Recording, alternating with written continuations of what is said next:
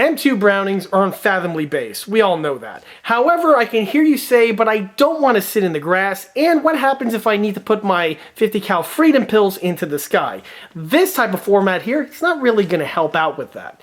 Well, I got good news for you, because if that's you, I got just what you're looking for. Oh yeah, now we're definitely talking.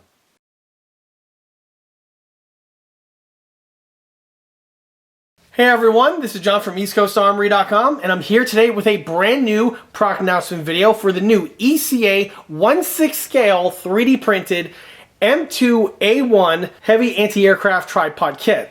The model that we have here is a brand new addition to the ECA 1/6 scale heavy weapons catalog page, where on that catalog page I have several other conversion sets and cradle mounts for the various MGs in 1/6 scale, from Browning M2s to Browning 1919s, and also some M40 recoillesses, to name a few. This here is a brand new full kit that's going to be listed on that exact catalog.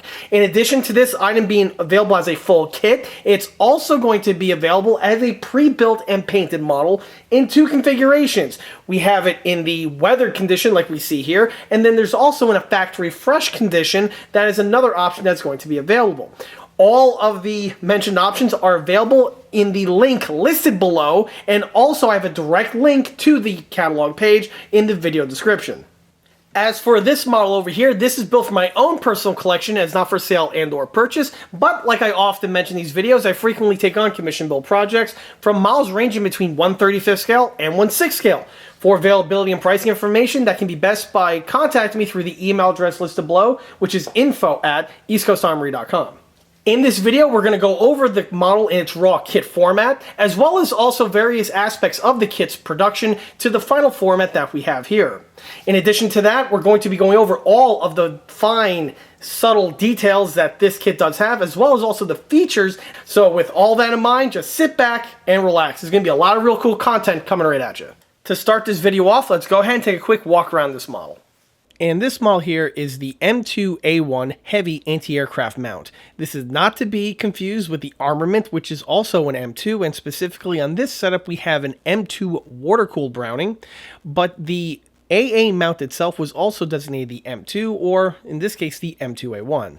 Anyone who's an MG fan will tell you that the Browning 50 cal was adopted by the US military in the 1920s timeframe, and the original version of the Browning was indeed water-cooled. This isn't a surprise since World War I recently ended, and the MGs that were the de facto pattern were water-cooled. But the 50 cal was used for basically anything that they could figure out what to use it for, either be it originally as an anti-tank weapon to a infantry weapon, or in this case, an anti-air weapon. Of course, 50 cal, that caliber, specifically at that time, was more than suffice at dealing with airplane threats. And since the unit was adopted, there have been several versions and styles of tripods that were used specifically for anti-air use. And into the late 1920s into the 1930s, this pattern here was eventually developed and fielded by the US military. And of course, this one is the M2. Yes, as one can see, US nomenclature is very, very confusing, specifically if you don't know the lingo. But anyway, the M2 heavy anti-aircraft tripod was a unit that was designed specifically for the AA use for the water-cooled M2. The unit is very large, very heavy, and this thing was intended to be as a static emplacement. You set up your position and this thing doesn't really move. Of course, for anti-aircraft use, it's being used primarily as a defensive measure to protect things like camps, bases, and other important targets. So having the unit be mobile, not really that important. What was very interesting about the design was that the unit was designed specifically for high angle use, which makes sense again for dealing with an aircraft threat. The unit also had to compensate for the sheer heavy weight of the water-cooled M2, as the weapon itself is very heavy, but in combination with the water jacket makes it even heavier, plus front heavy. And in order to deal with this, the M2 had a very interesting design of this geared counterbalance spring system, which assisted the gunner with making the elevation and depression of the armament much easier. Also, with the recoil of the M2, there was a recoil dampening system built again into the cradle system in order to help settle it down and make sure that the thing doesn't rattle itself to pieces. The other aspect of the cradle that was very interesting was the provision for the large hook that we see on the rear. The point of the hook is to cradle the back of the gunner, and it makes the operation of the unit at higher angles much more easily done. There were several other systems similar to this that were developed at the same time and also fielded by the US military. However, they utilize a chain and basket type system or a sling type system that wraps around the gunner's waist in order to do the same job. On this one over here, it was rather simplified with having this large hook type setup that wraps around the guy's waist, and then he could utilize the armament without any issues. Because this thing was going to be used for AA use, it was going to need and consume a lot of ammunition. With the unit being water cooled, this was going to take care of any sort of overheating issues. However, for ammunition feed, it was going to need a large reservoir. And this is where the 200 round Tombstone ammo can was originally developed. Of course, the Tombstone itself would continue and be a success in its own right, but that's a story for another day. As I mentioned before, these units were adopted and fielded by the US military in the late 1930s timeframe, and by the time the war broke out, they were in widespread service. These units here saw extensive usage on both the Pacific and the Atlantic theater from the beginning of the war all the way up to the end, and you will see photographs of these things as early as Wake Island, all the way as late as even after the Rhine crossing in 1945. Even though the design was a viable one, it definitely showed some areas of improvement where they could simplify it and make it easier to produce. And these changes would eventually be made on the M3 version of this tripod, but that's another topic for another day. Also, even though these units performed perfectly well during World War II, by the time the war ended, with the advancements in airplane technology and also with weaponry, this type of setup over here, being a water-cooled MG, was really something that was becoming quickly antiquated. Also, with the big heavy weight of this system, they already had several other versions of 50 cal mounts for anti-aircraft use that were much lighter and were much more mobile, and those would continue to see service in the post-war years, while units like this were just phased out of inventory, eventually surplus and or scrapped. Before we go any further with the video, let's go ahead and take a step back to when the model was first started to get a good idea on what the base starter kit supplies you with. And here are the parts of the kit strewn out on the table, and this is everything from the tripod to the cradle to even the M2 receiver. On that note, the M2 receiver that we have here is a resin copy of the Dragon M2HB kit, and this is something I've mentioned in several other of these videos in the past. However, for the actual kit, I'm going to be tooling up and designing my own 3D printed M2 receiver. So this one here is just going to be a stand-in for this video, because at the time I'm filming this, I'm actually working on the CAD files for that, but that's something that's going to be mentioned in a future video. Outside of the M2 receiver and also the small bits of hardware, the remaining portions of the kit are all produced out of 3D printed components. The material here is very different compared to the previous components that I've brought on table in these videos in the past, where I either use an SLS white nylon material or I utilize a resin HD material for certain parts. This material here kind of bridges the gap between the two, where it has the detail fidelity of the HD, but it has a lot of the flexibility and strength characteristics of the SLS. As for what this material is, I have no idea. All of my prints are outsourced, so I have no idea what the actual material is. The only thing I know is that it's absolutely awesome. The details look great once painted, and on top of that, even while working on this material, it has characteristics similar to working with polystyrene, and also has a polystyrene look to it when it's finished, which is absolutely sublime.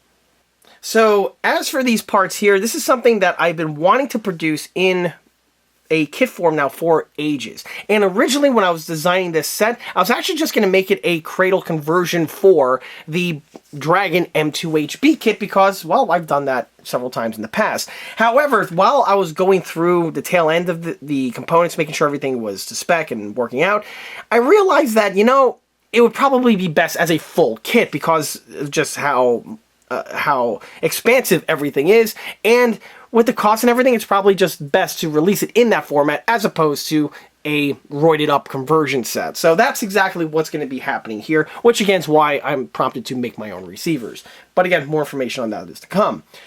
So let's start from left and working our way right, and there are a lot of stuff going on over here. So let's go ahead and begin here. First thing I'm going to start with is something that's relatively simple, and that is the main pedestal base for the cradle. The unit here is a single 3D print, and also many of the features that went into these sets here I've incorporated from lessons learned from other 3D printed kits and components that I've designed in the past. So here we have the pedestal base, and as you can see, like I mentioned before, everything is a single print, which cuts down on part count and also on complexity.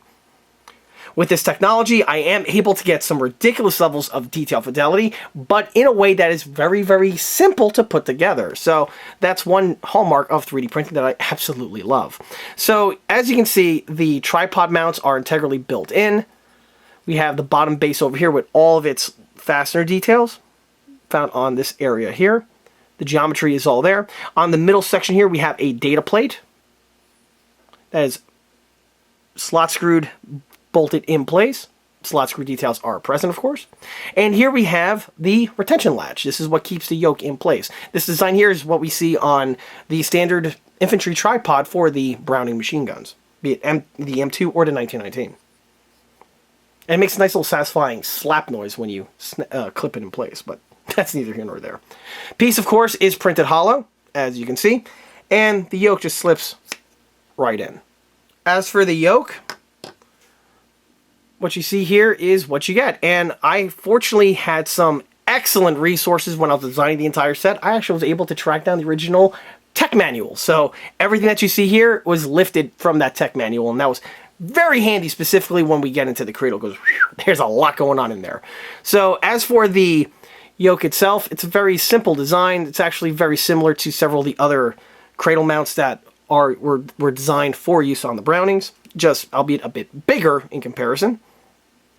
We have the bottom stem here. We have this little groove. This groove is where this little mechanism here would snap in place. There's a little peg that would protrude out. That protrusion would go into this little slot here, which would allow the thing to rotate, but it would keep it in place and prevent it from lifting off. Very simple design, and it's effective. On the side section here, we have this pin. This pin here is for a restrictor where there's a lever that you would tighten down in place, and it prevents the piece from moving up and down. We also have the intricate geometry here of all of the pieces in question.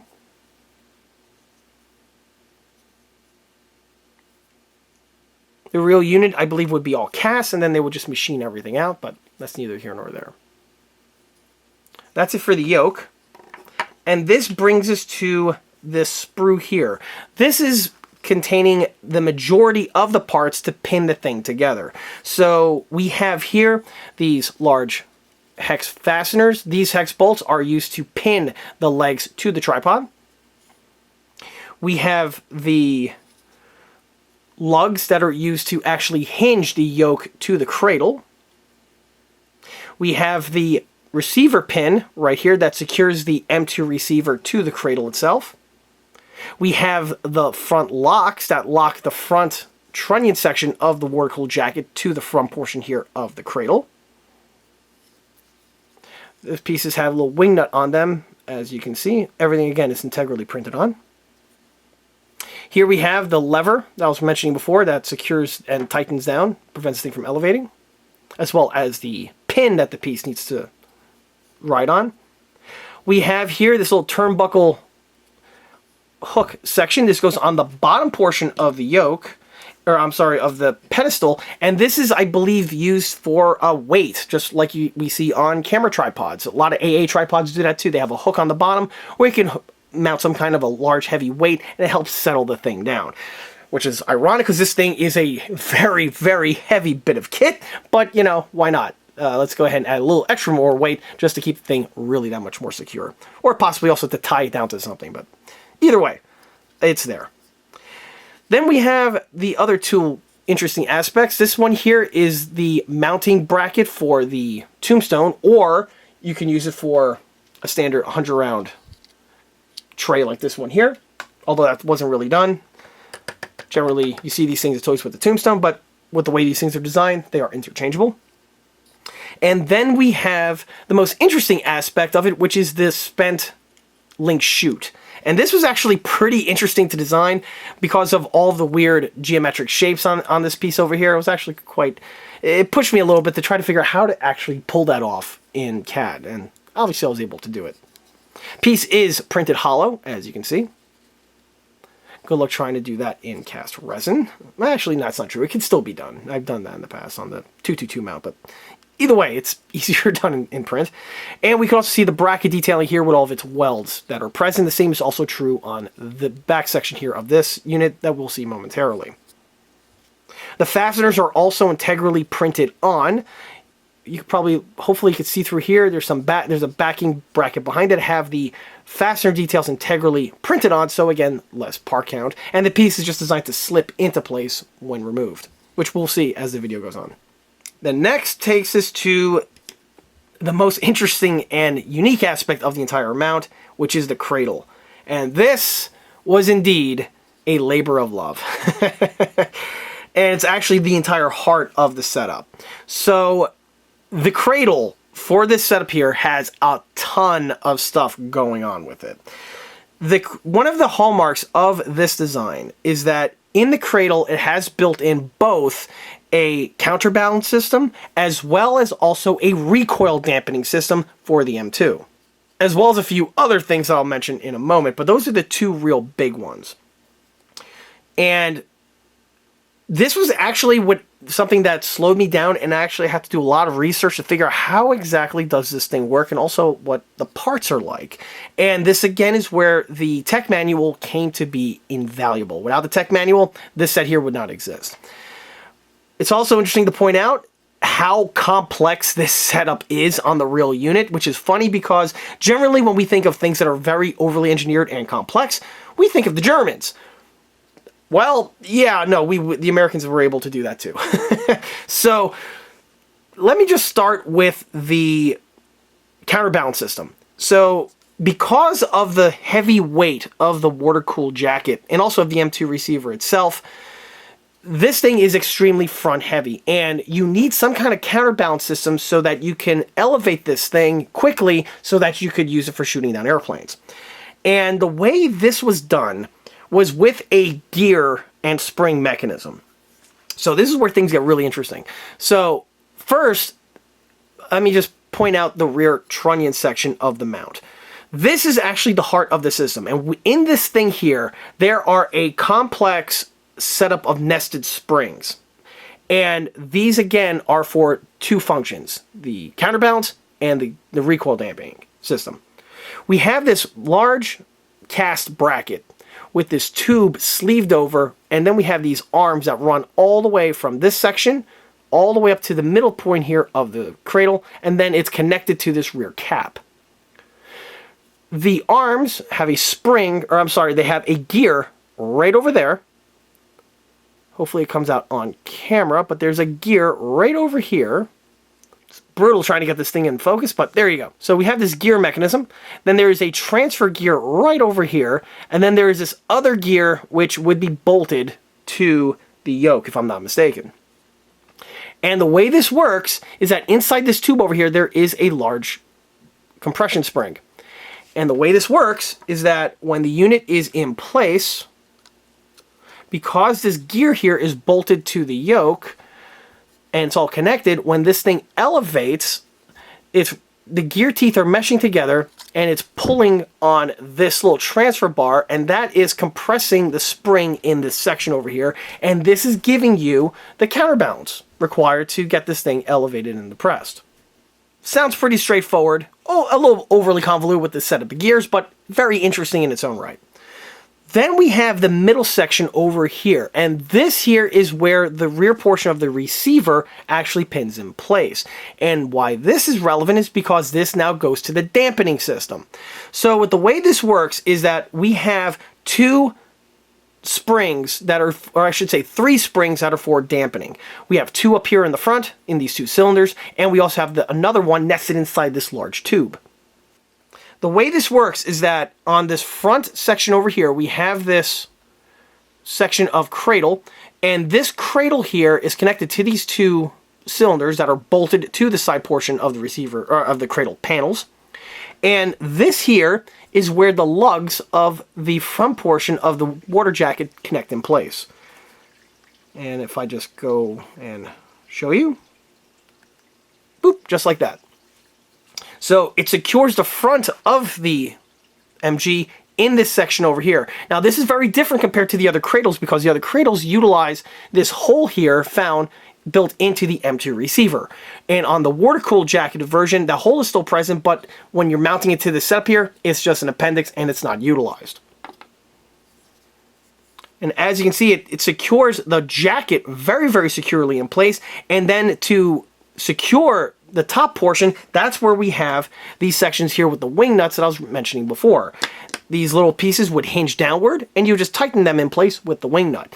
By the way, the pivot pin detailing and the lock pin detailing for the eyelet for the wing nut are integrally printed on as well. So with this unit in place, you could see how the large coil springs here in these cylinders would help reduce the recoil when this thing is actually functioning and it goes in a linear motion. These springs, by the way, are actually 3D printed into the unit, trying to make this a separate setup and trying to make everything work. Definitely a bit too overly complex. I know I'm a slacker, but in terms of kit simplicity, it was all done as a single printing, as you can see. Same is also true for the counterbalance system as well. I know I'm a total slacker, but what have you. So the piece, again, this cradle here is not making contact with this cradle, and that's why the whole thing can actuate in a linear motion. As for the print itself, you can see that the springs are actually independently printed, and you can see through the coils. Again, this technology really is amazing on what you can do. And it looks absolutely realistic, and it looks much better than just having a piece just with a faux spring integrally printed on. It does actually have some spring, but again, everything is a single print, but that's neither here nor there. Anyway, back to the thing itself. So that's how the front section works. But there's also another dampening system right here on the back where the receiver plugs in place. So we have this cylinder over here.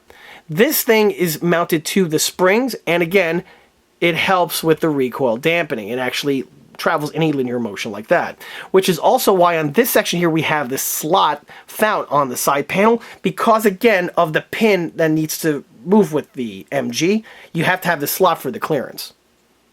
Really, really cool setup. And also, while on this section over here, we have a travel lock that's right over here with this little switch. You would open this up, it would toggle the thing out of the way, and now the unit can freely move. By the way, in the tech manual, I actually showed how to take these things apart, and yeah, you don't want to really do that. It's going to be something that's going to take a little while. On the piece itself, so now you know how the thing works, let's look at the actual detailing on the rear trunnion. So here we have the piece, and you notice there are slots cut into this tube section over here. Again, this is so that these rails can actually actuate the spring that's on the inside. On the receiver section itself, it does have a small little Zerk fitting right there on the top. I'm not sure if that's coming out on camera. Hopefully you can probably see a little nub right there. That's a Zerk fitting, again, to add a little bit of lubrication there because this thing does need to freely move. The front portion does have its fastener and nested spring detailing all present. And the locking mechanism is also present right here with the use of 4 fasteners on the corners, as well as a bunch of fasteners and washers found in the center portion. Everything was brought down to 1/6 scale. As for the arms, they have the appropriate geometry, as you can see. Very elegant little piece of kit. And it's also something that would eventually cause the system to be phased out or replaced with the M3 tripod, where a lot of this was streamlined, but that's, of course, a topic for another video. Hint, hint. So that's what we have going on over here. Then we have the next interesting bit, and that's the trigger. So, of course, on a standard M2, it uses the butterfly, and you have spades, and you hold onto the weapon, and you fire it that way. However, with this setup over here, instead of having the butterfly being used, it utilizes a side-mounted trigger with a lever, and this actuates this setup over here, which can actually fire the unit from the side. And here's the setup for that. It kind of looks like a door latch, but it kind of works similar to one as well, but that's what it's actually for. So all the detailing is present. Here we have the actual the trigger bar itself. There is a coil spring on the inside. That detailing is present, as well as all the other fastener details that would be required. And then we have this very cool linkage system where we have a transfer link, a secondary transfer link, and it all just pins together to this setup right over here where we have this spoon looking like object. This lever is where you would depress, and that would actually fire the weapon. The piece is connected to this large tube, which also has this unique hook on it. I'll get to that momentarily. And the trigger mechanism is a fitting that sleeves over this section over here. And once everything's tightened down and set to the correct length, you're ready to go.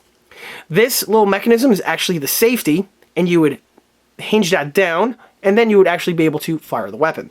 The spoon itself is knurled. I'm not sure if the detailing can come out on camera, but I did add some knurling and texturing to this section over here. All of the fasteners are present, and everything is exactly as it was found on the tech manual. This now brings us to the hook, and it's like a SPOS 12. It looks awesome with a hook. So what the hook is, this is actually a backrest for the gunner. On several other units that were similar to this, they actually had either a seat, like a tractor seat, like a literal tractor seat, or they had a canvas chain like swing setup where it would strap to your lower back, and then you can pivot this thing at high angles and be comfortable and not trip and fall. Well, on this setup over here, instead of going that route, they have the route here that we see presently where it's a hook that has this large rubber pad in this section right here. Very unique, very iconic. In fact, I actually first saw one of these units back in the day when I was a little kid, watching the original 1960s Batman movie, because on the Penguin sub, it's actually armed with a water-cooled M2 with a hook system just like this. In fact, I believe though it's an M3. It's an M3 tripod mount, if I'm not mistaken, or it might be an M2, but it's missing a bunch of parts. It's a big Hollywood prop, but it's supposed to emulate this, and it does have the hook. And there's, as a side note, there's this one funny scene where Batman or Robin's beating up one of the henchmen, or the Riddler or something, and they're spinning. He's hooked on this thing. He's spinning around. But anyway, now I'm just remembering back to an old movie. But that's how I learned about this unit. So and it stuck with me. So it feels really great to finally do this here in 1/6 scale. As for how the unit slips in place, there's this giant bracket here that just screams casting 1930s and 1940s strength.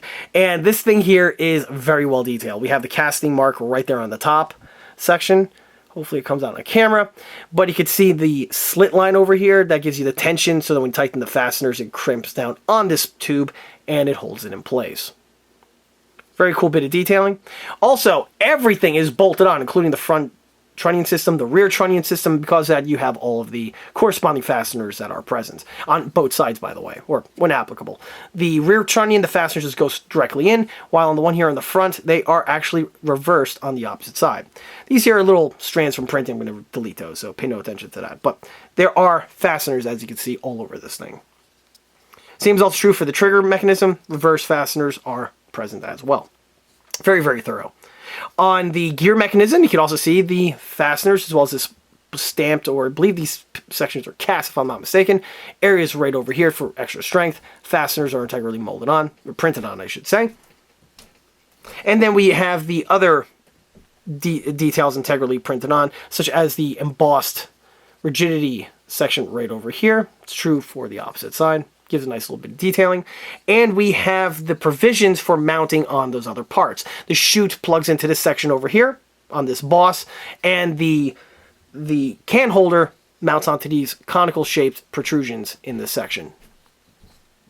This little mechanism over here is actually an oil bottle. You would just slip this out, add the lubrication to the appropriate locations, and slip it back in place, much along the lines as we see on an M1 carbine, actually, how it's actually used part of the sling, but it's just similar.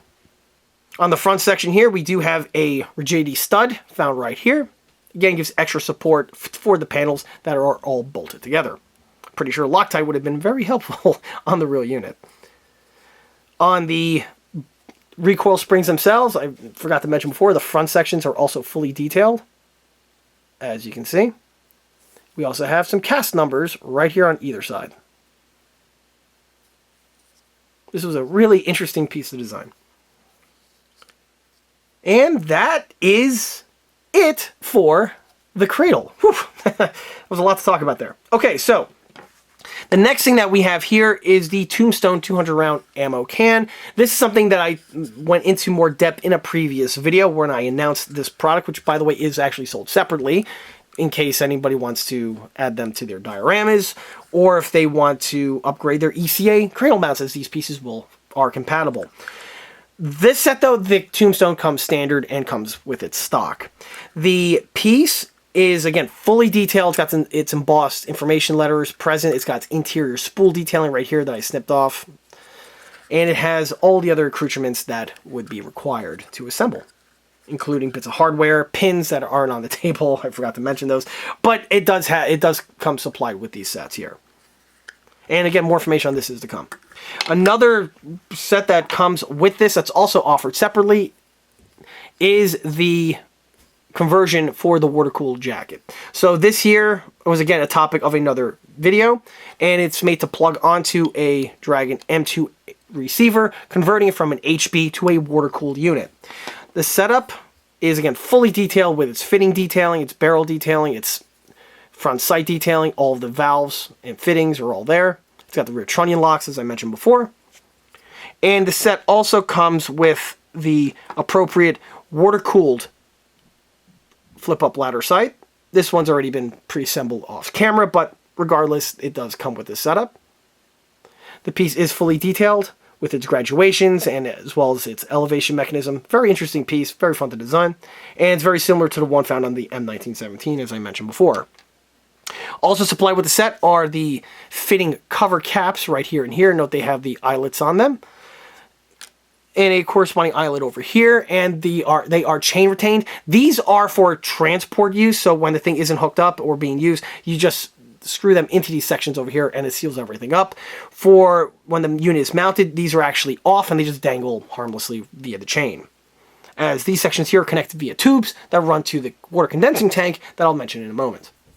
The next thing I want to mention are the tripod legs. All three are identical, and here you get to see one of the units. So note it's a substantially thick piece, again, true to form to the real one, and are quite long because, again, you want stability for something like this, and the longer the legs, the more stable they are. As for the length of the legs, I got this directly from the tech manual. They had a nice cross-section, and I was able to, it was very beneficial for me to come up with the scale that you see here.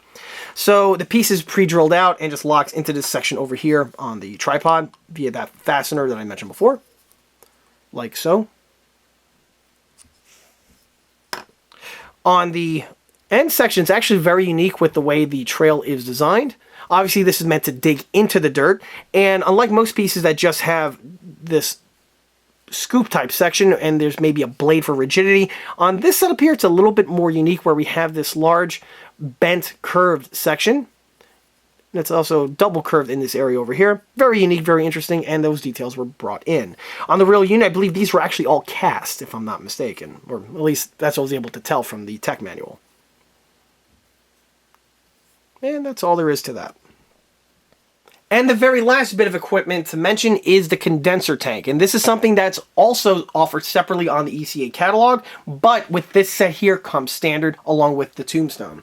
So here we have the condenser tank. For the water-cooled MGs, they need to have a condenser tank because when the thing is firing, it gets hot, and then the water turns to steam, and it needs to vent out, goes into something like this, where it turns back to water. But for the M2, it had this very elaborate chest-type tank mechanism. And the way this works is that this can actually recycle the water back into the system. Most other condensing tanks, like on the M1917, even on the Vickers, when the water runs out in the jacket and it's all in the condensing tank, you literally just take a funnel and you pour out the fluid manually back into the jacket. But on the M2, that wasn't the case. Remember, this thing here is really optimized for sustained fire. Again, that's why we have a 200 rounder Tombstone over here. And instead, and it's also probably a bit problematic to trying to do that type of setup on something this large. So the designers came up with this setup over here. And what this has is that first it has a large volume tank. As you can see, this thing is hold quite a bit of water. There's your cover cap right there. You unscrew that and fill it in. It does not work on this setup. I know I'm a slacker, but either way, it's molded in this position. We have these two large handles that we have right here and here that helps lugging this thing around a bit easier. But the hat trick is the face section. So the tank has a chain pump mechanism, and the way this works is that when this thing fills up, or when you think you're running low on water in the jacket, you actually hand crank this thing and it pumps the water back into the M2 jacket, which is actually a very nice feature. To do that, the design is what we have here. So we have the rear section, which is purely just for the fluid. But then we have the front face over here that has the pump mechanism. And if I could get it in focus, you can see that this thing has a cog chain type setup. We have this intricate plate here that's bolted to the side of the tank that has some fittings on it, as well as a drainage spout right over there for when you want to empty it out. On the ECA set, I went with the full detail route where we actually have a complete cog chain right here, and this thing was actually really fun to design. I never designed the chain before, and this is my first go-ahead at one, and I think I did a pretty good job. So the chain is actually fully hollow, like a real bicycle chain, as you can see. We have this securing plate right over here, has some cast marks on it. Again, lifted right off the real one. And there's a lever that is hinged that goes into this section over here, which is on the runner, and I'll mention that momentarily. What's also really unique is that the entire mechanism is protected with this shield, and this shield is just a stamped sheet metal shroud that gets slipped over and is welded in place. And as you can see, the spot welds are present. And we also have this nice little gap seam in this section over here, akin to the real one. It's not just butt up against the piece. From the real ones I saw, there's a bit of a gap in there, which is pretty cool. Specifically cool in modeling aspect because I could go ahead and render it with this type of technology, and the seam will be present, and it will not actually cause any sort of structural issues. So that's nice. On the side over here, we have these large ovals that are cut in, and this is where the fittings would go. Now, the fittings are supplied on the sprue, and these are used to cap the sections when not in use, but when they are in use, they just dangle on a chain. And there is supposed to be an eyelet over here. I designed it on the CAD file, but for some reason it didn't come out. I have to go ahead and talk to the printer about that, see what's up. There's also, in full disclosure, supposed to be a cup like embossed into the steel over here. It's absent on this one. Again, probably has to do with the way the CAD file is. That's something that's definitely going to be ironed out, believe that. On the window, we have this little ledge where the cover plate fits on in place, and we also have this cutout in this section over here, as on the real unit. As for the tube itself, it has the interior detailing present, and there's a small little square fitting over there. Again, you hit this with take a few spins with a wrench, pops out, and this drains out all the water. As for the cover plate, well, here we have the cover plate here, and obviously it's a separate printed part. We have some latches on the back, and the piece just locks in place. Just slide it in, snaps in, finds its happy sweet spot, and there we have it. Just like the real unit. By the way, the chain is supplied with the sets, and you can see a little glimpse of it right over here. There's going to be a lot of chain work on this model. Here we have now the sprue, and the sprue has two handles in case there's a mishap. You have a spare one, and then we also have the fitting covers. The fitting covers here, all four of them are eyelets. However, I'm going to revise that to have one with a stem coming out so that you can hook it up to the plumbing. And I also need to do the same thing to the jacket. That's something that's going to be on the kits. But for now, just bear with me. On the levers themselves, they are fully detailed with their wooden knob right over here. Or I believe it's wood on the real example. They probably have Bakelite ones too. And there is a slot screw bolt right there that secures the whole thing in place. If you notice, the piece is hinged right over here. And this is so that you can get access to the mechanism underneath. So when in use, it would be just like this. You have the hand crank, and then you would just crank this thing.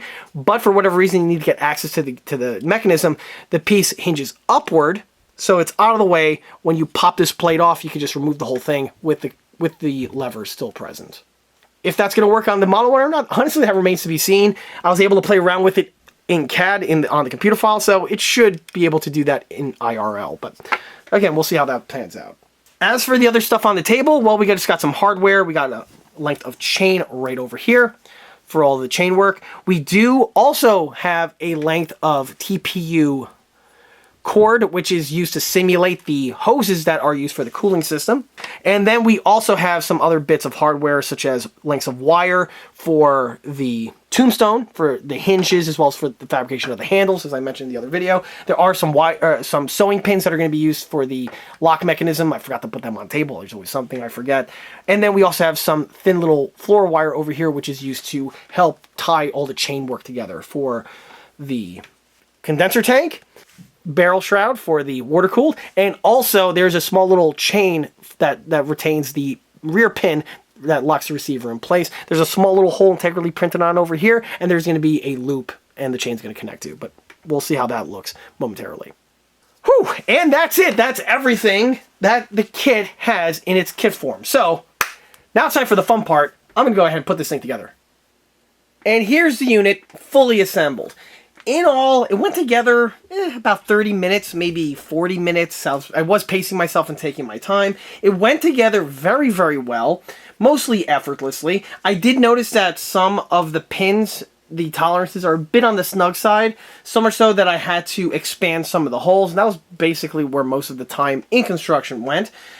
More or less, it's all right, but I think I am going to go into CAD and just adjust the sizes on some of the pegs, just making them smaller, which will open up the tolerances and making them easier to install. But outside of that, it did go together like a dream. Off camera, I have the M2. It's currently in dry time. The receiver is getting glued to the shroud, and then once that fully sets, I'll be able to lock him in place, and then we'll get to see what it looks like at that time. But before I do, we could go ahead and look at the unit now in this condition here.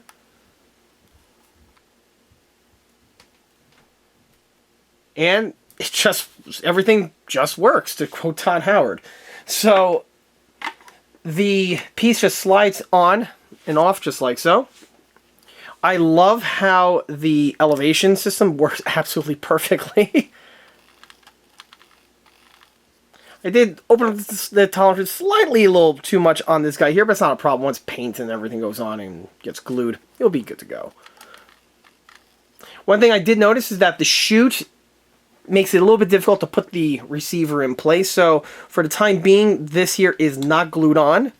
And this here will be glued on after the receiver gets locked in place, and then this guy will be topped off at the tail end of the build.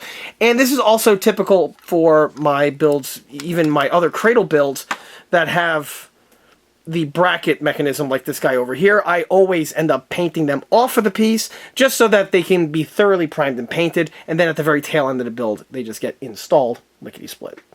However, I did test the receiver on several times, and it looks really, really dope, fully assembled. It really is an awesome looking piece. It really does elevate the M2. I mean, the M2 is already awesome to begin with, but with this giant cradle over here, it kind of like transforms it into like a piece of artillery. But that's something I guess I'll discuss at the tail end of the video. As for what's left on the sprue, here you can see some of the leftover parts. With the exception of the clips, these obviously are going to be painted and installed at the very tail end. But you'll notice that I do supply extras on several of the more frail bits, like the hook over here. I threw in an extra receiver pin, because why not? And also an extra fastener for the tripod. I had the space. It doesn't really cost any extra to give you those extra pieces. And again, why not? Situation can happen at times. I'm a modeler, and I know all too well what that's like. The other thing that I gave an extra was the pin that secures the receiver in place. Now, I did not use the stock ones, or ones I designed, because the tolerances were so tight and snug, it just wasn't going to work. So what I did was I just replaced those with a piece of Plastruct round stock. And this is something that I may include with the sets, or I'll just hit the drawing board and just adjust the size of the pins.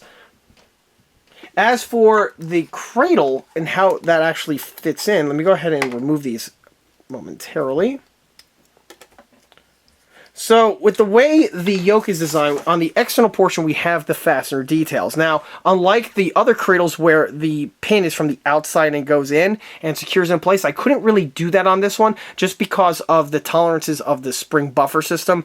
It really makes it really difficult, if not impossible, to get the piece in place. So what I went ahead and did was, on this one, the detailing is integrally printed on the exterior, and it's hollow in its section. And the way it works is you glue the pin in from the inside portion of the yoke.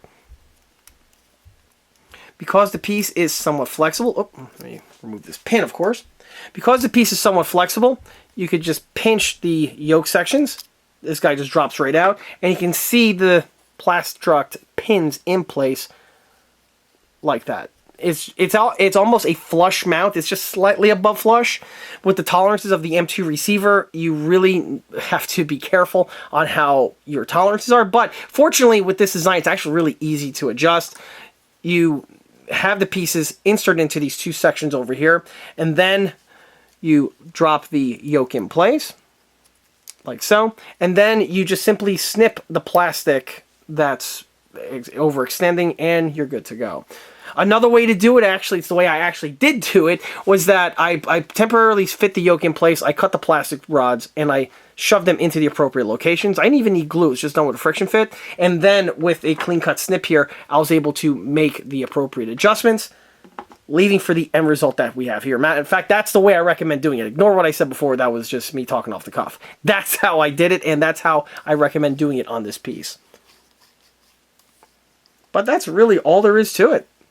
So I'm going to go ahead and wait for the glues to set, and then once the glues are set on the M2, I can go ahead and then pin everything in place, and we'll see what it looks like in its mostly completed format. And here's the unit now with the M2 water-cooled fitted in place. At this point here, this thing is ready to head off into paint. With the camera readjusted, hopefully it comes out better on screen, because oddly enough, because of how large this unit actually is, it's a bit tricky to go ahead and get in frame, but that's neither here nor there. So hopefully I could be able to work with what I have here. Here we have the water-cooled M2 fitted in place. At this point here, it is not permanently installed. Obviously, it needs to come apart again so I can go ahead and paint it. So what's missing at the moment is the rear receiver pin that gets locked into the rear section there of the trunnion, and also those two wing nut sections that get locked into these sections over here. Rest assured, those will be mentioned later on as the video continues, after everything is fully painted and weathered, of course. But you still get a really good idea on what the unit looks like. So as for the water-cooled M2, again, this was the subject matter of another new product announcement video that came out shortly before this one here. It's kind of funny how this one stole its thunder, but that's where we have the following components. So we have the Dragon M2 receiver, and we have the ECA water-cooled conversion, which includes both the jacket as well as also the functional flip sight. The original molded-in sight that was found on the Resin M2HB was amputated because of the water-cooled design. It utilized a slightly different design for the rear sight, so the original one gets cauterized, and then you go ahead and drop that in place. However, where this one is different compared to the last unit is the last unit I kept the spade grips in the back, because that's how you use this thing. However, for this version over here, the spade grips are absent, and that's again because of the paddle mechanism that's used to fire this thing. With the design of this setup, the spade grips are not necessary, so they are omitted on these units here. In order to do that, on the Dragon example here, I went ahead and just simply removed, or just left off, the spade grip components, but I installed the trigger as well as the butterfly. The spade grips are absent, however, the molded in rivets that are found in these sections here were drilled out, so that it's just like the real one, it would have its mounting screw sections present, but the screws are obviously absent. I have also seen versions of units similar to this where the spade grip mounts are fitted, however only one of the grips are fitted in place on the right hand side, and the left hand one is simply omitted. Obviously, for clearance for this section over here, you cannot have the spade grips present on this unit, or else it will make contact with the trigger mechanism as well as with this rod, and that's something that's less than ideal. However, on the real unit that I saw, actually it's a video on YouTube, I'll probably go ahead and throw the video link in the description below, give the guy some love. He has an original unit, but has the M3 tripod. This is the M2 tripod, which is the unit that came after this one. It's similar to this, but basically has the same type of situation going on over here, and he has the spade grips fitted in place, but with only one of the handles, because it gives him much easier access to pivot the thing around. It makes things a bit more handier. If that was done in field in World War II, I can't really say, but with these type of things here, you do have some artistic licensing. However, for this version, I just wanted to build it in the traditional roll, the way we see it in or the way I saw it in the tech manuals, as well as also in some of the photographs of these particular units that are floating around online. Of course, the unit being a Dragon M2 has all of its features, like the working top cover right here, which is great because for display I could go ahead and display it in the following format, where we have the tombstone cranked open with the top cover in its open position as well. The charging handle does work. It's not spring bound, but as you can see, it does move back and forth. Although on these resin ones here, I don't really like to mess with the charging handles too much because of the frailness of the parts. They easily break. So I basically just set it and forget it.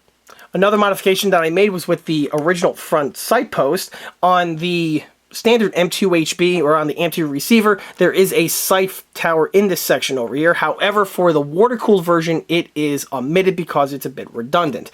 The water-cooled has the front sight right here on the front of the cooling jacket, so having the front sight here on the receiver is superfluous, so they are removed. To remove it, I just simply sand down the original detailing, and then with a small X-Acto saw, I go ahead and cut these 3 grooves into these sections over here. The 2 on the ends are for the actual protective hood, while the groove in the middle would be for the actual blade front sight itself. Also, being an anti-aircraft gun, it would be really nice if the thing can pivot up and down, which, as you can see, it can absolutely freely. And note the high angle that this thing can be pointed at, which is, again, part of the intent and the design for the setup over here. One thing that's also nice is that it looks like that with the way the tolerances are, it's nice and stiff, which is perfect. You don't want to have this thing be limpy on you. So you could go ahead and have this in your collection either in the standard, just straight format like I have, or you could go ahead and render it in the anti-aircraft roll right here. You just need a figure bent down, crouched over with his hand on the latch mechanism, and you're good, and you're ready to hit the races, really.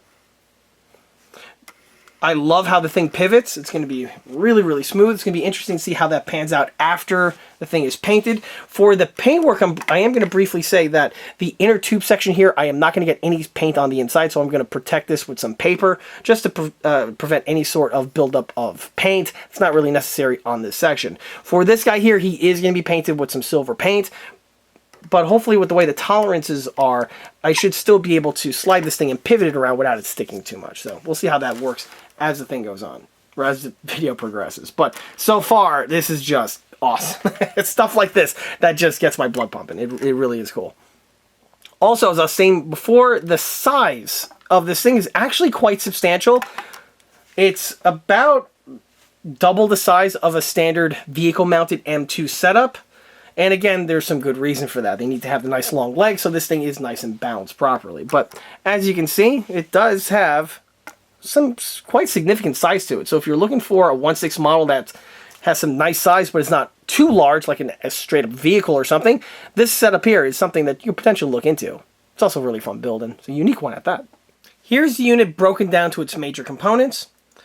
And one thing that I forgot to mention before is with the tripod itself. So you notice that the legs are bolted on the real unit. However, unlike a traditional tripod where the legs can actually fold up, that's not really the case on these units over here. These units are really more or less meant to, you bolt them down and they stay in the closed position. For this one here, I actually glue them in place because with the way it's designed, if you just pin everything in place, it's going to want to hinge upward while the thing is on its own weight. Less than ideal, so I just simply C8 everything in place in the appropriate location, and then it makes painting much easier. That's really the only thing that gets glued during the major portion of construction. Obviously, the chute and the can holder, they're going to get glued on again at the tail end of the build when the thing is fully painted and weathered. The other thing to mention is with the cooling tank. So as I referenced before, the unit, how it functions, but here you get to see what it looks like in its fully assembled format. So here you can see the handle right here. It is hinged. Then I can go ahead and pop this guy off. I need to do it anyway so I can paint the inside. It's easier done with a piece of wire. That's why we have these little holes here on the side. You just wiggle the thing loose, pops out, and as you can see, it has the clearance right there for the handle. And that's it, you're all set. Jumping forward a little bit, here we have the unit painted, weathered, and basically ready for final assembly. At this time, the one thing that is missing is the condensing tank that's still going through its courses of weathering and completion, and that'll be discussed in the next following scene when everything is done. However, of course, at this time here, I might as well point out several aspects of the piece before everything gets installed in its final form. So starting with the water-cooled M2, here's what it looks like prior to installation. For the paintwork, I used standard flat black spray paint. I gave it a parkerization look by spraying over a heavily diluted wash of Tamiya NATO Black. It really does a good job getting that parkerization gray look that we have here. The remainder of the weathering is done with the dry brush to highlight the edges, like again I typically reference in these videos. And as a quick, again, shameless plug, if anyone's curious on exactly how I go about with the weathering, I mentioned this in great depth in a 1919 video that I did a little while ago, and yes, the link for that is found in the video description in case anyone's out there and curious on how exactly do I get my weathering techniques. The other things to mention, I've already referenced in another video that should be released before this one, where I go over the water-cooled M2 itself, where all of the fittings are actually brass, and so I paint it with a gilding paint. As for the material, again, that is discussed in the other video, and yes, I have the link to that one too. And this is just applied via the paintbrush. The two caps over here are also painted. If you notice, they are not popped onto the fittings on this example because this one is going to have the tubes emerging from these sections over here, which I actually need fittings for those, and those I'm going to have to either scratch build for this example or 3D print a set, but that's more information on that to come. The caps are chain retained, which is something that's really cool on the water-cooled example. You don't really see that on other examples of the M2 specifically. The fitting in the front is also painted, and there are two colors going on here, technically three. The inner section, where we have the barrel as well as the one bushing section, is actually painted in silver paint. It's done with the paintbrush.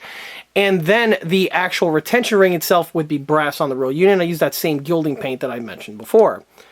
On this one, I wanted to make it look like that the unit has been fired, so I added a few toots over here with the airbrush with Tamiya Flat Black, giving you the powder fouling effects that you see presently. And yes, after going through a belt of, or a 200 round belt of ammo, yeah, you're going to start getting some powder fouling effects. It was funny, I recently had an argument with some genius on one of my videos who was saying that that's just not the case. And like I say in that video, you could definitely tell this guy's never shot a gun in his life. So back to this one over here.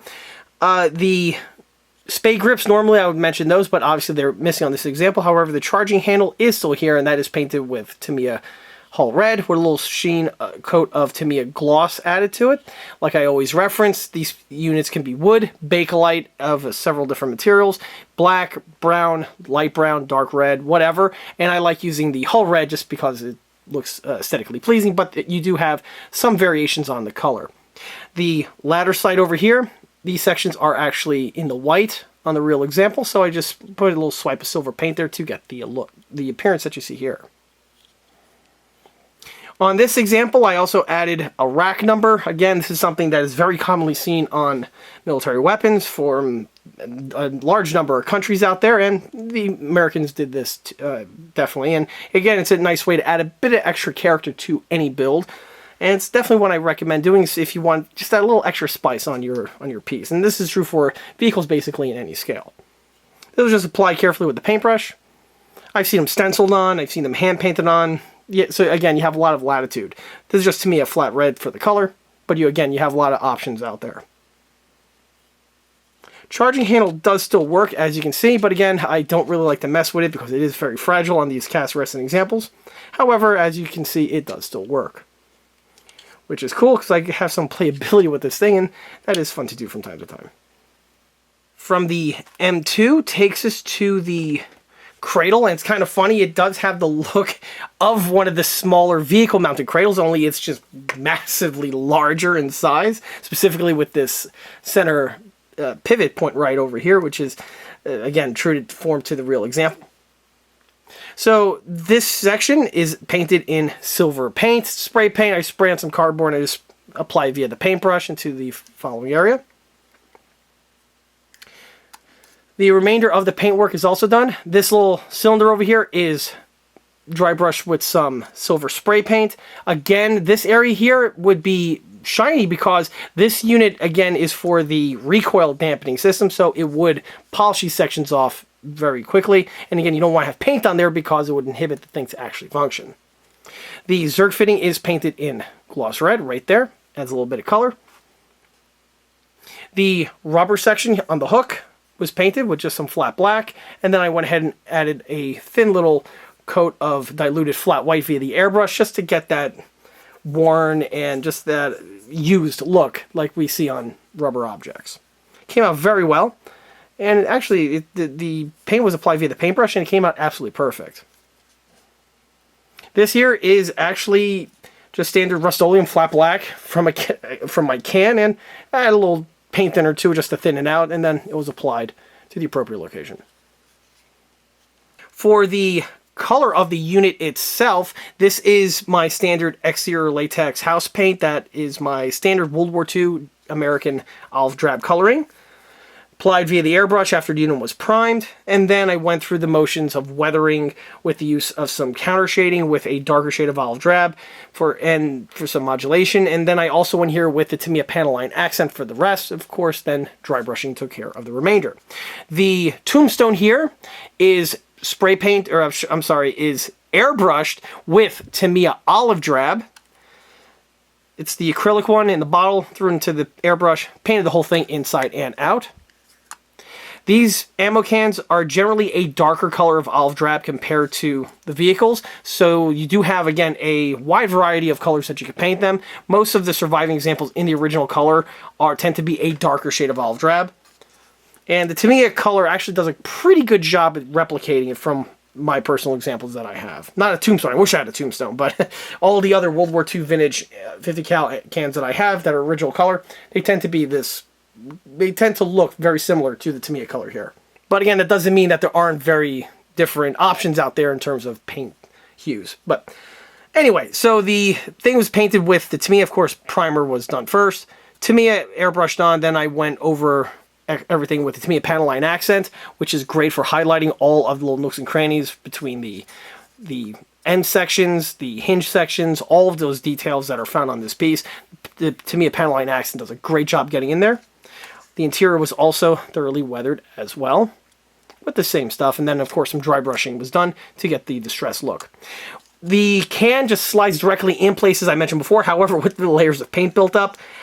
Once it's in, it doesn't really want to come out on this particular example. I could have removed some material possibly with an X-Acto just to clean up some areas, but for this one here I don't exactly see myself taking this thing on or off very frequently, so I'm just going to leave it on in this format. And on the topic of the chute, this takes me to something that I shouldn't have installed at this time, and that is the bracket here for the can holder. As I mentioned before, the M2 gets put into this section over here, and then the chute gets fit in place because without the piece fitted, it makes installation of the MG a bit easier. And the same thing is true for the can holder. With these two little tabs that we have here and here, this is best installed prior to this thing getting fitted in place. However, obviously the piece is fitted permanently now, so it is something I'm going to have to work around. Fortunately, it's not a deal breaker. I could just do some hand fitting to these little tabs over here, to one little tab specifically, just so that I could get the piece fitted in place. If I was to do it again, however, yes, the proper sequence of installation would be M2, then the tabs, then the can holder, and then the chute, and then you're good to go. But this is literally my first go ahead of one of these, so that tends to happen when you're trying to sort everything out for the first time. However, again, it's not going to be a deal breaker for this one, but when I build my subsequent versions, yeah, that is definitely something I'm definitely going to keep in mind.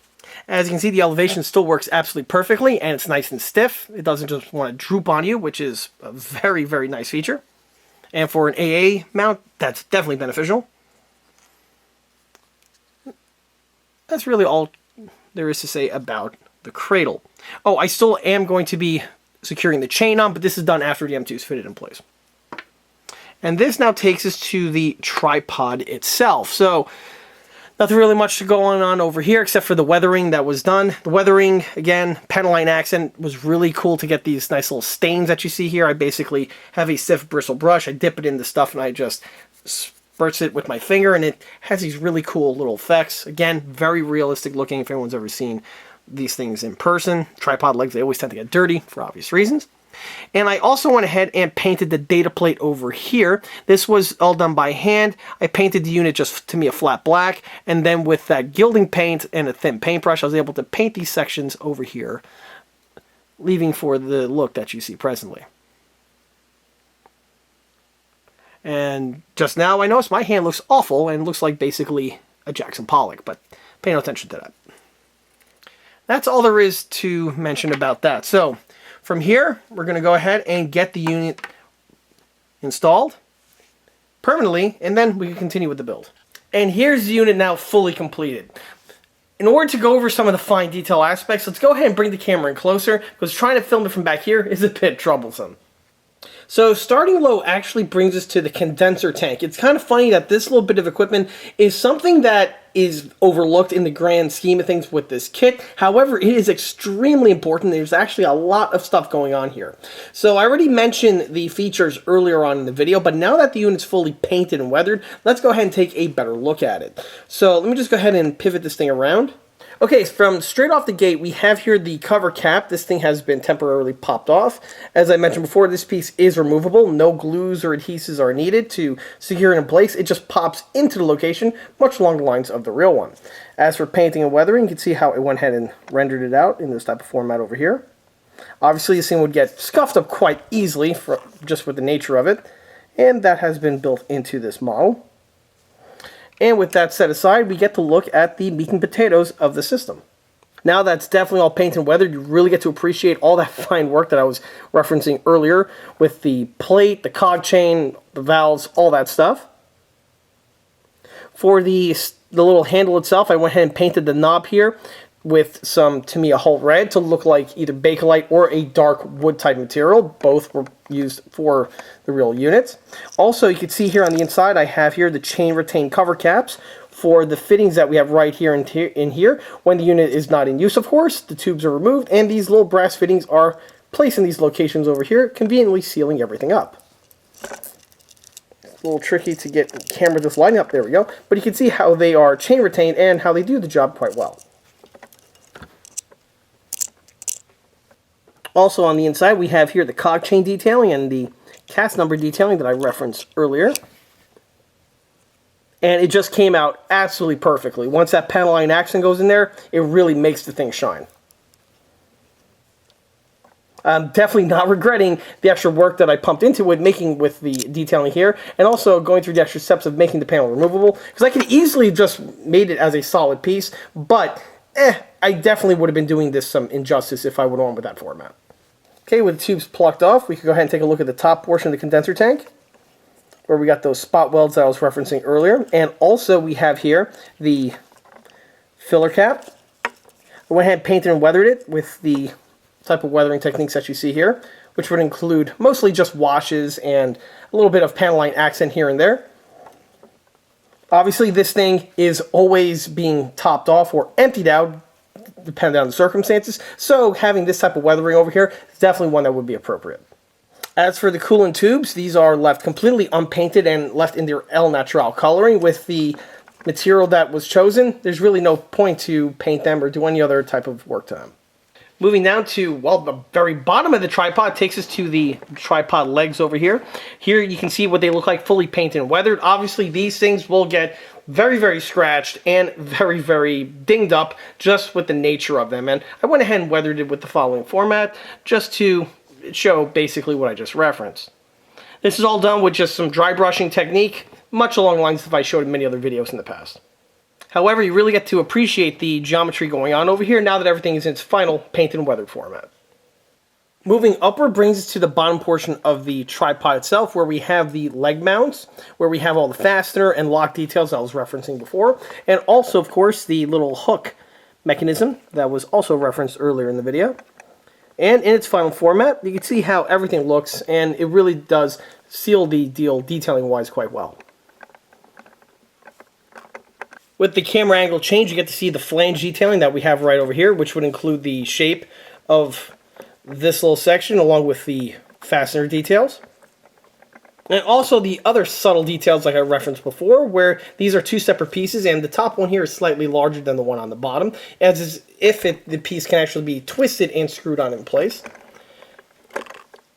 But also, like I referenced possibly earlier in the video, and also as you'll see as the video goes on, the surface quality on these pieces over here are basically perfect.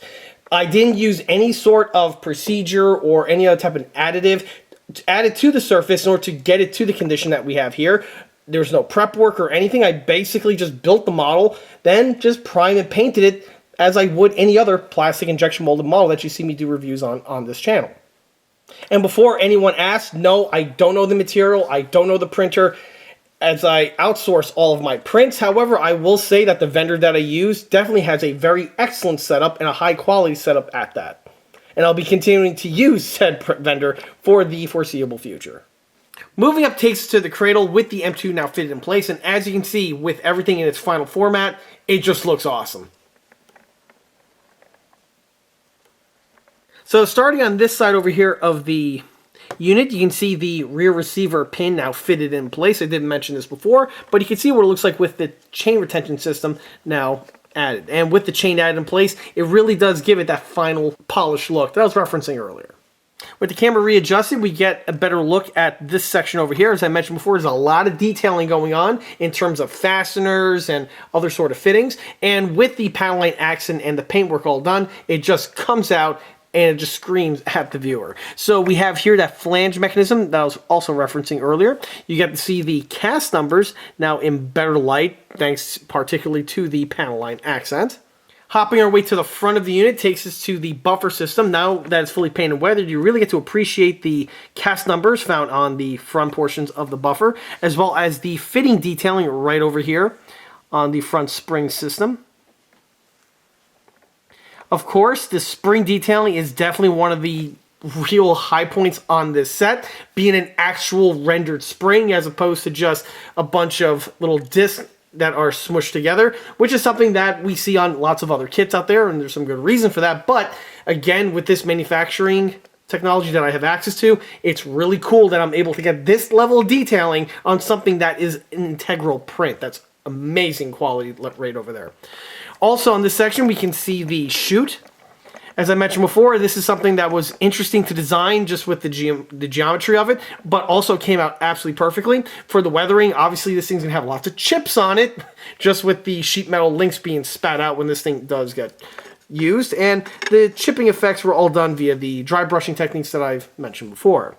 Also on this side, you get to see that travel lock mechanism that I was referencing before. Remember everyone, if you are an owner of an M2A1 mount and you want to shoot your water cooled M2, be sure to engage this or else the thing isn't going to absorb the recoil as it should. So definitely something to keep in mind for you rare owners out there that still have one of these units, if one even still exists. Also, while that unit's painted and weathered, you really get to appreciate that slot detailing I referenced before for the counterbalance spring mechanism. It's one of those subtle little bits of detailing, but again, it's one of those things now that you see it, it's definitely something that you really can't unsee. One other thing about the weathering that I forgot to mention earlier is with this area here, with the top cover out of the way, it's probably easier to see, is with this section here of the chute holder. The ammo over here, of course, would be held in this area over here and would slide in this area when the unit is in operation. And because of that, you would get some wear in this section just with the way the thing operates. And in order to get that extra added realism with some dry brushing effects, I went ahead and added the stressed steel look like you see here. Again, something like this would most certainly be true to form. Moving our way to the front takes us to the water jacket plumbing, and you can see what the tubes look like fitted in place. In full disclosure, these ones here are just plugged directly into the two fittings that we have here. However, there would be another fitting that would connect to this brass section over here, and that's what the tube would actually connect to. I do not have that on this example over here. However, this is something that I did design in CAD, and it's something that I'm going to be referencing in a future video. However, for this example over here, you get the basic idea on how the unit goes together. And again, it's just one of those types of detailing that you don't really see all that often on other MGs, specifically the ones in recent years. And it's just an iconic bit of detailing, and it really makes this piece that much more unique. With the unit being 1/6 scale, of course it's compatible with all of the 1/6 scale 12-inch action figures. And to illustrate that, here I have one of my Dragon 1/6 scale action figures placed onto the unit over here, into the gunner's position, so you get a good idea on what the unit looks like with a gunner fitted in place. I'll bring the camera in closer so you get a good idea on how the gunner fits into the gunner's position and actually how well it supports the figure. But as you can see at this point here, it really completes the look with having an action figure placed onto the appropriate location. Of course, if this thing was to be in a proper diorama setting, I would have another figure or two on either side, one of which would be the fellow in charge of the ammunition, and I believe another guy would be on the opposite side. He would be an observer, if my memory is not mistaken. But either way, you really get to see how you can really utilize this thing here in an action-packed diorama setting, and it would definitely make for a very unique piece in your collection. So with the camera brought in closer, you get to see how the hook section is properly sized to fit a 12-inch action figure. With the way the unit is, you do have one free hand over here to manipulate the charging handle or to adjust the sight if need be. And on the reverse side, the left hand over here would actually be the hand that fires the weapon. This is done with that linkage mechanism that I stated before. You just basically grab this much along the lines of a handlebar system on a motorcycle and you're off to the races. With the way the figure is displayed, you really get to see why that hook is a really good and beneficial design.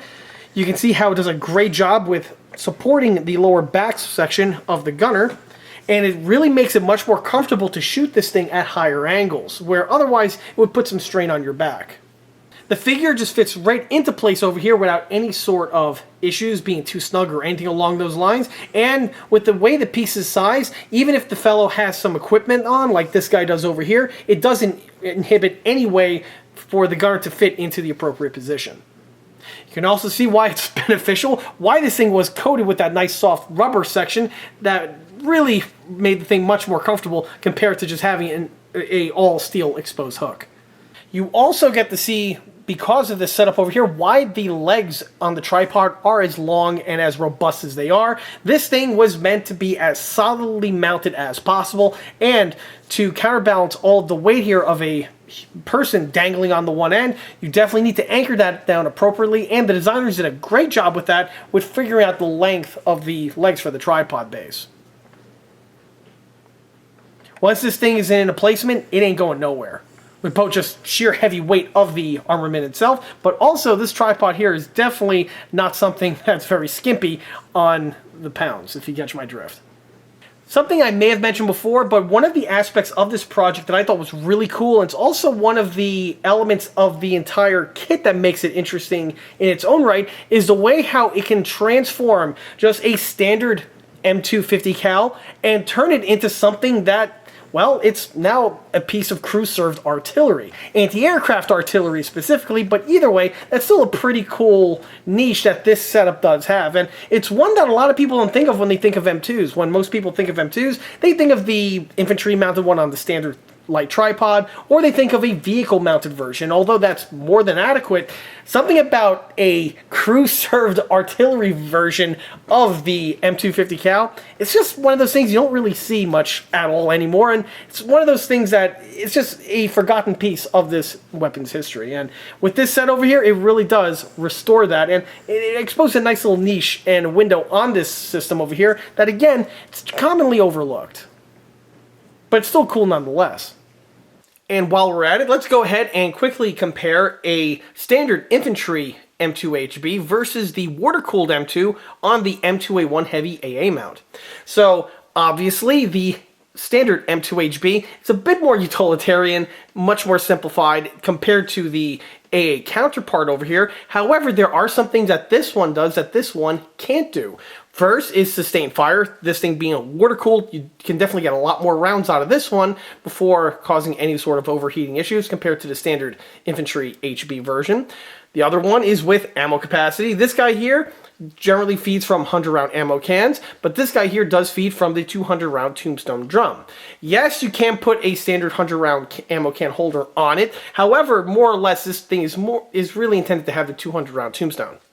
The other more crucial aspect is with purpose. This thing here is, again, designed for infantry use, where you're going to be shooting on a more or less even plane, while on this one here, this is again intended for high angle anti-air usage, which is again why we have the higher profile of the tripod itself and the infamous hook over here to help keep the gunner a little bit more comfortable when he's doing his task of painting the sky, trying to shoot down an enemy aircraft.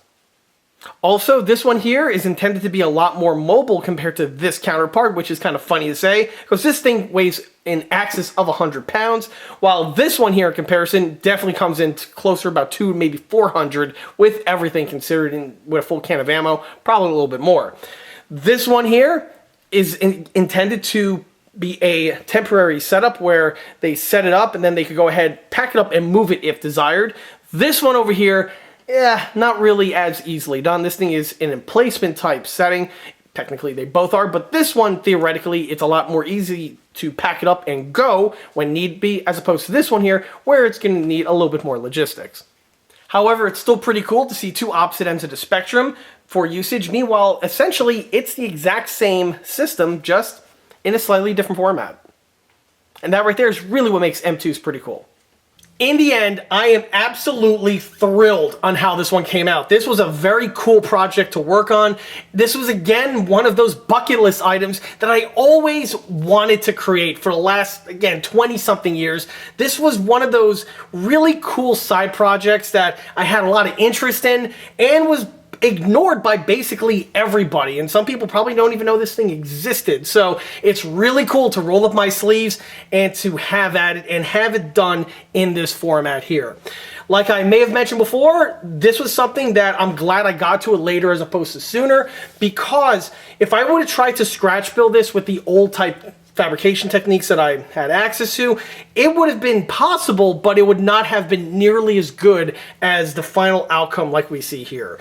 This is something where taking advantage of the modern manufacturing and design tools that I have access to really came into fruition, and the final piece just is far above and beyond my wildest dreams. I am really, really, really happy on how this thing turned out for real. So this is definitely something that not only am I glad that I have in my personal collection, but I'm also happy that I'm able to offer it to the general community out there, as again, this thing is listed in several formats found on the ECA catalog. As I mentioned before, this is the first of a series of sets that are going to be based on the same platform, where there are several versions of the same unit with different type of features, shall I say, here and there. But as for what those are, well, you're going to have to wait for those. And yes, those are actually in development right now as I speak. But as for this kit here, obviously this kit is recommended for anyone that's into building and collecting 1/6 scale models and figures. Like I showed before, this thing looks fantastic paired with a figure, and if you're into dioramas, specifically obviously 1/6 scale dioramas, having this thing in an emplacement type vignette would be just sweet. With the full crew and everything, with some ammo lying around, some crates, you could really have a really eye-catching piece with this set over here. I also recommend this set for anyone who's an avid fan of building and collecting just model weaponry. This is an aspect of the hobby where we have several options that are similar to this in 1/6 scale. Some off the top of my head would be the iHeart Kit SG43, the Dragon M2, the Dragon 1919, the Dragon 1917, the Dragon MG42s and 34s, and that's just to name a few. There's also several out there in a 1/4 scale that were made in the past from Vera Leiden, but that's a topic for another video for another day.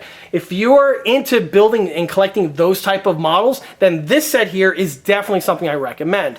If you're a fan of the Browning family, something like this would make an awesome piece for your bookshelf or possibly just for your display case. And that's all there is to mention about recommendations, so let's swing over to skill level. So right out of the gate, if you are a beginner builder and never tackled a model in your life, this is definitely not going to be the kit for you. This does require some modeling technique, specifically technique with hand fitting. With the way the pieces are printed, they are very close, but you will have to do some slight adjusting here or there just to get some of the parts to fit in place. This is definitely something that can be tackled by someone who's an intermediate builder, and obviously an advanced builder can tackle one of these kits without any sort of problems.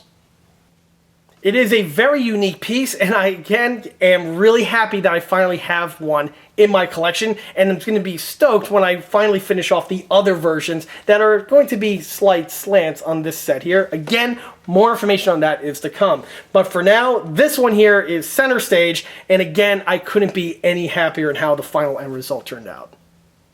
And with that, that wraps up this new product announcement video for the new ECA M2A1 Heavy AA tripod set. If you like this video, be sure to subscribe to this channel, where it's a great way to keep up to date on new posts of content, being new ECA product announcement videos like this one here, or my other type of content, which would be small scale model showcase videos and larger scale project update videos that frequently get posted. Another way to keep in loop of new posted content is by liking us on Facebook, where I have several photographs of this particular model throughout the course of production and also in its final format, not to mention photographs of the other small scale and large scale builds that have been seen on this channel in the past. Furthermore, don't forget to swing by EastCoastArmory.com, where you can purchase this particular kit over here, as well as the other full kits, detail components, and also small and large scale detail components that are found on the various catalogs. Thanks again. I'll be seeing you all again on the next one. See you there.